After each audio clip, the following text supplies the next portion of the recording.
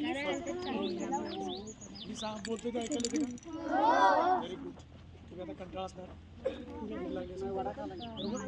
तरी पण भूक लागली हो नाही काय पोलीस मामा आणि सांगायला आणि नाही नाही 5 मिनिटं घेते फक्त तुम्हाला. हा इंटरेस्ट तुम्हाला ऐकायला ऐकू वाटतं? अच्छा. महाराष्ट्र पोलीस दलामध्ये ऐका आता शाळेमधून ते मला वाटते प्रबोधनाचा विषय चालू झालेला आहे. रस्ता सुरक्षा अभियान मुलांना व्यसना देऊन त्या गुड टच बॅड टच आणि मुलींनी कसं वागलं पाहिजे शाळेत जीवनामध्ये, स्त्री संरक्षण कसं केलं पाहिजे, हे 4-5 टॉपिक आहेत. थोडक्यात तुम्हाला सांगतो बाळांनो, तुम्ही एक फार मोठे आता लहान मुलं आहे ती तुम्हाला गुड टच बॅड टच कळतं का बाळांनो? गुड टच म्हणजे काय? चांगला स्पर्श बरोबर. आणि बॅड टच म्हणजे वाईट आपल्याला कोणतरी स्पर्श करतं. चांगला स्पर्श आपल्याला कोण करतं? आपल्या जीवाभावाचे आई वडील, मोठी दिदी, मोठा भाऊ, एवढेच. याच्या व्यतिरिक्त कोणी तुम्हाला चांगला स्पर्श शरीराला करणार नाहीत. तरी झालं तरी आपले गुरुजन वर्ग, त्यांचा भूमिका कुठं असते तुम्हाला तेवढ्यापर्यंत येत नाहीत. ते कुठं लागलं, खरचटलं, पडला, तुमच्या चांगल्या कुठल्या तर गुडघ्याला किंवा गालाला खरचटलं तर शाळेमध्ये पडला तर तुम्हाला फक्त पालक म्हणून शिक्षक किंवा लेडीज शिक्षक हे तुम्हाला मायेनं गुड टच किंवा त्याच्यावर मलमपट्टी किंवा धुतात बरोबर.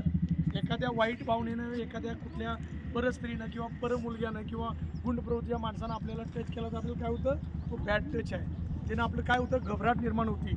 असं तुम्हाला कोण एखादा वाटला तर घाबरून जायचं नाही.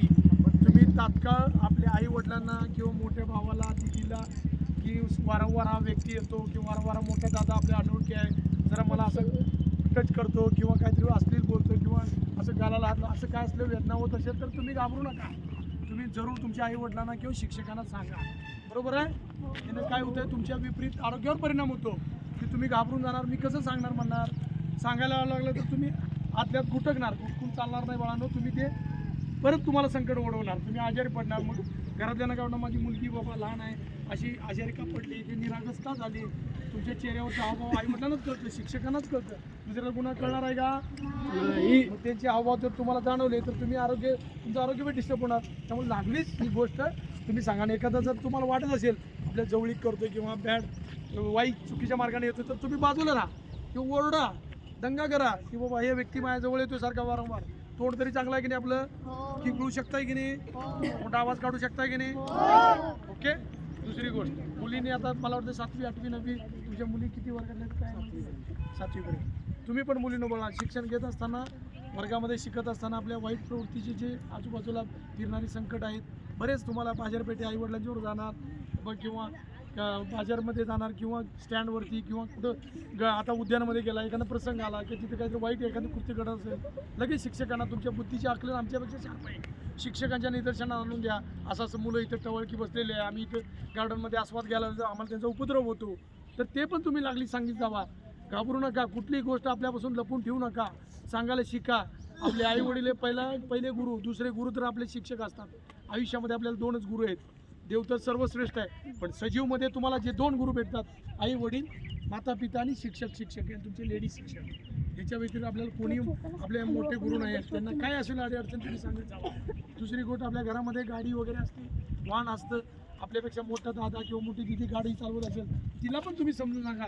लहान असू दे पण तुमची बुद्धी शार्प असते, आमच्यापेक्षा बुद्ध्या तुमच्या चांगल्या आहेत. तुम्हाला वाईट दिसतं बाबा गाडीवरून दादा चाललाय, दादा कशाला चाललाय मार्केटला, मग 3 जण कशाला चाललं, एवढा जर प्रश्न केला तर त्याला कळणार दादाला की बाबा माझी लहान दिदी असू दे, मला समुपदेशन करते, चांगलं सांगेल, हेल्मेट घातलंय का, टेबल सीट जाऊ नको दादा, एवढं जरी टोकलं तर तो दादा शाना होणार.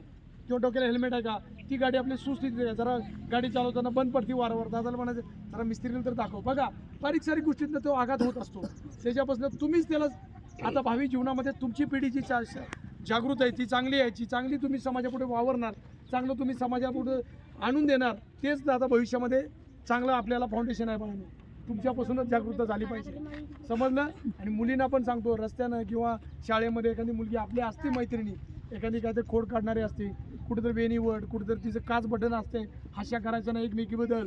जरा तुम्हाला दृष्टीच वाटलं, तुमच्या शिक्षक मॅडम आहेत त्यांच्या कानावर घाला की मॅडम याचे काच निघालेले आहे, समजून घेतील ते मॅडम, सांगतील तिला. पण तिचं वाईट दिसतं म्हणून तुम्ही टर करू नका, हसू नका.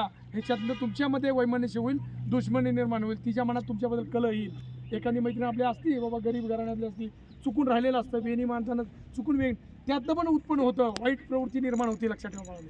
ह्या बारीक सारीक गोष्टी तुम्ही ज्या आहेत जीवनामध्ये तुम्हाला समोर दिसतात, त्याचा तुम्ही योग्य वापर करा. आणि वेळीच तुम्ही शिक्षकांच्या कानावर घाला. किंवा तुम्हाला कोण जाणून बुजून तुमच्या कॉलेजच्या एरियामध्ये कोणतं दादा लोक किंवा छपऱ्या पिपऱ्या असं केस कानात डोल बिल असतो, कुठं यामा गाडी काहीतरी आपलं घेऊन फिरतो, तुम्हाला काय तर जाणून बुजून तुम्हाला जर तुमच्या डोळ्याला वाटलं हा वाईट प्रवृत्तीचा माणूस आहे, वाईट व्यक्ती आहे, वाईट मुलगा आहे, असं जर वाटलं, निसंकोच पण तुम्ही सरांच्याकडे मेसेज द्या. सर आमच्याकडे तुम्ही मेसेज पास करतील. तुम्हाला यायची पण गरज नाही, आम्ही त्याचं शहानिशा करू. तुमच्याकडे येणारे संकट आम्ही थपवण्यासाठी हे महाराष्ट्र पोलीस दल सक्षम आहे बाळांनो. तुम्हाला जीवनामध्ये शाळा शिकत चांगली शाळा मिळाली, तुम्हाला शिक्षक वर्ग चांगले आहेत, चांगला अभ्यास करा, चांगलं बना. माझ्यासारखी वर्दी तुम्हाला घालावंसं वाटते की नाही, ह्याच्यापेक्षा पण चांगली घाला. मी म्हणत नाही माझ्यासारखी हवालदारसारखी नको, त्याच्यापेक्षा चांगल्या पदावर जावा. चांगलं शिक्षण आहे, तुमची शाळा चांगली आहे. मी पहिला गांधीनगरला होतो, मी ऐकून आहे तुमची शाळा सर्वतवाडीत. खरोखर तुमचे शिक्षक स्टाफ पण चांगलं आहे. चांगलं शिक्षण घ्या. तुमच्या शिक्षकाकडून तुम्हाला काही त्रास असेल ते पण आम्हाला कळवा. तुमच्या वर्गामध्ये शाळेमध्ये तक्रारपेटी आहे की नाही, तिथं जरी मेसेज टाकला तरी आम्हाला येतो तो मेसेज. आणि एक नंबर दिला की परवा, आणि 112 नंबर 2 नंबर आहे 1098 बरोबर, आणि 112 हे 2 नंबर फ्री आहेत.